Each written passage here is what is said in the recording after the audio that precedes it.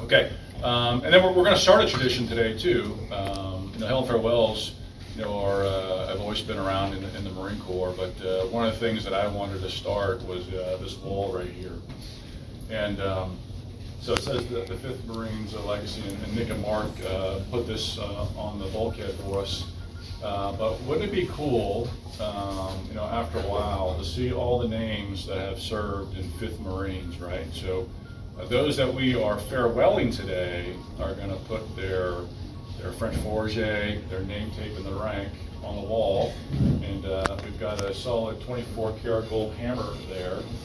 Hopefully it's dummy boarded, but to use to nail it in, right? And Captain Tipton is going to be the first one to ever do this in the building, so he's going to make sure not to fuck it up and show us how to do it right. But just imagine, in a decade, this bulkhead will be filled with names of people like you that have contributed to the 5th Marines mission, right? And then we'll invite people like, General Turner to come here, who is the CO of 5th Marines, and a lieutenant in Kilo 35, to put his name tape up there, General Nicholson and others. So I think it'll be really cool, and it'll start today. All right, so I won in 5th Marines, with the gentlemen that really were our primary staff, right? And I'll tell you that I was blessed to have a fantastic staff. It could not get any better, right? And then when you add Grizzly 4, Major Hebda, it was like perfect, right? Super staff. I could have been the biggest idiot on the planet and succeeded, with this staff. Maybe I am the biggest idiot by any chance. I got such a good staff, right? But they did a fantastic job. But it was an evolution and it was a renaissance, right? And I told you I'd be quick, but I got to tell you some stories here. First is when I came to 5th Marines, within 3 weeks, we did a regimental helo assault, right? Which was no easy task. And talk about the command and control architecture of that, and that's when I became super impressed with Grant Herzog, and his abilities to make sure that I could communicate. But we did that, right? And it was a test in some ways. But then, probably a month later, we took the whole regiment to the field to what is known now as Mega McCree, right? The Mega Marine Corps Combat Readiness Evaluation. And the staff asked me not to go to the field for a couple of days. They were like, please don't go to the field, let us go out and get it set up, and then you come out, right? Because we don't want you to lose your shit, when you get out there. And so I get out there, and I still lost my shit, right? Because when I got out there, it was really confusing to me because there were forklifts everywhere. You guys remember this? Right? There were forklifts everywhere. There were Marines without weapons. There were Marines weren't prepared to operate at night. We were moving quad cons off of trucks. And I was like, what is going on here? And that's when I realized, in my opinion, that we were missing the mark on what a regiment needs to do when it goes to the field to kill the enemy. And so it's like, all right, once we get off this dangerous hillside, which was in Duluth near Fallbrook with very limited roads, all this stuff's going away, right? And in the middle of that field evolution, within days, they met my vision and intent, right? And by the time we turned the corner at LZ, or the X-ray impact area, started moving to the Alpha Shelf, we were almost where I wanted us to be. We were a mobile-loaded, flexible, adaptable headquarters that could outcycle the enemy, right? That's how quickly that they did it. And frankly, I was a little concerned at first because I had a guy like Phil Wagner who he looks like a white-collar guy, right? And he came from Europe, right? He came from Africa, right? And everybody knows that Europe is soft, right? So I was like, I don't know what this guy is all about. But talk about someone who was totally different, than what I thought. He's smart, he's an intellectual, but he's a war fighter and he's a warrior, right? And so I thought that I was going to have to teach this staff how to be blue collar, how to jump in and help, put together the COC. But every one of these guys, they jumped in and they did it. They didn't look for lance corporals and corporals to do the work. They jumped in to do the work because we had to be small, light, and adaptable and be able to move quickly. And so that means you have a limited number of personnel. And all of them were like that. All of them were blue-collar officers as field grades. And Phil, what you did for me in the S2 shop and all the exercises that we did, and creating our stay, right? Our stay, I am your father. It was super awesome. He did a really good job. And just a fantastic opportunity for me to work with you. And not only is he a super awesome officer, an intelligence officer, he's a great husband for everything that he tells me. He's a great husband and a great father, and just love working with you. All right, Grant Herzog. I don't know of anybody else that is on the cutting edge of communications capability, than our commo Grizzly 10.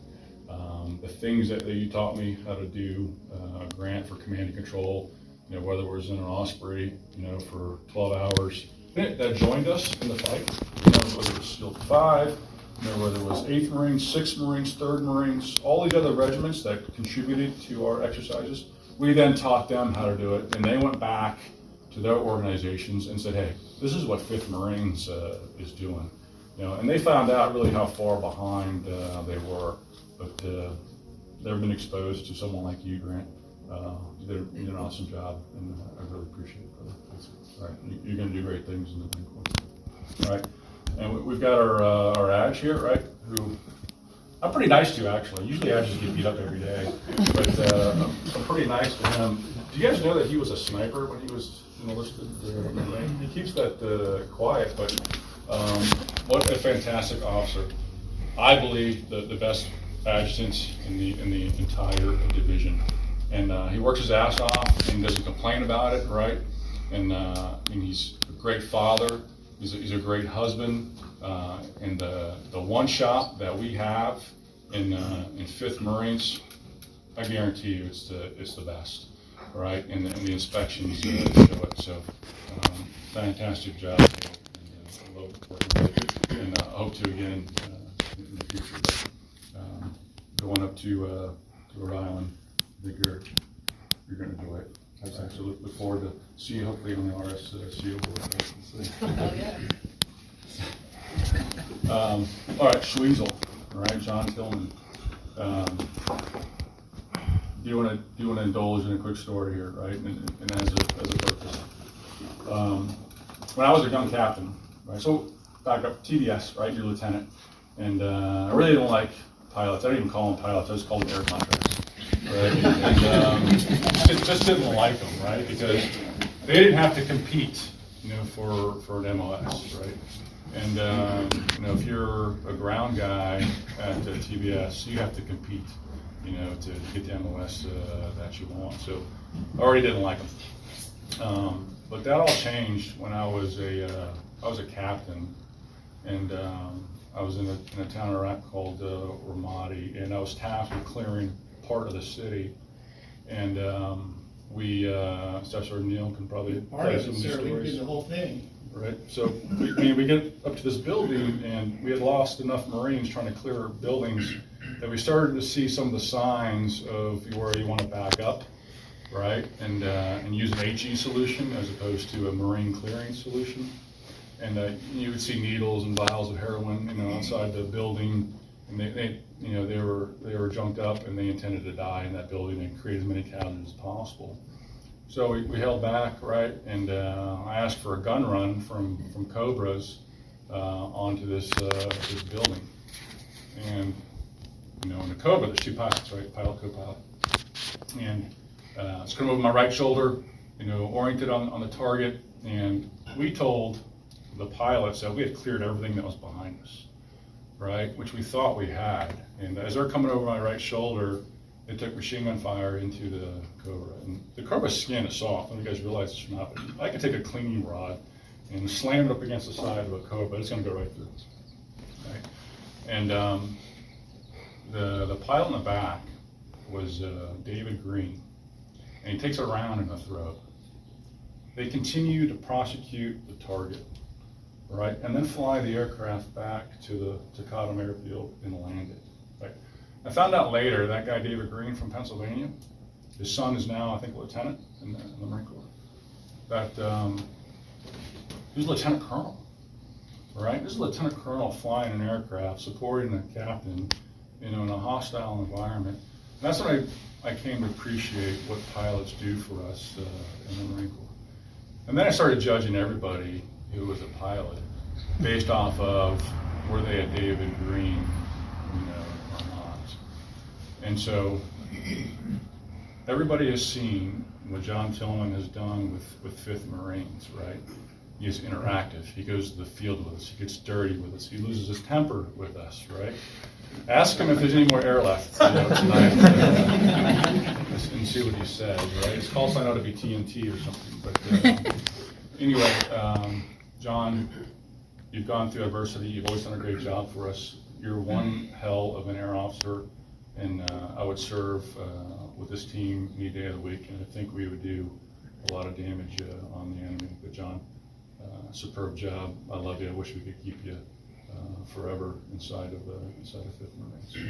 All right. Okay, show us up. Awesome. Good job, kid.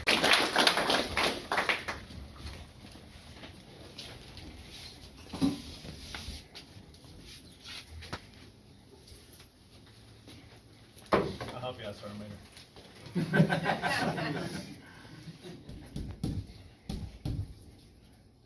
The Velcro and the paint.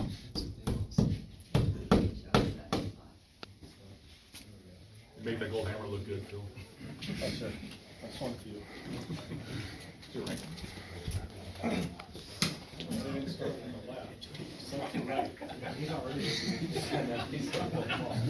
Dead center, dead center. Do it again. Dead center. Run the left.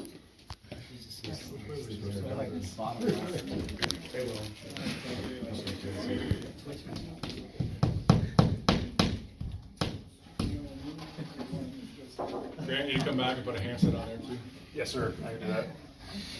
I don't think the RO will be happy about SO2 missing the. Is your name tape on there, Grant? Hey, Grant, is your name tape on? Is this your name tape on? It is, sir. I didn't do it to Ann.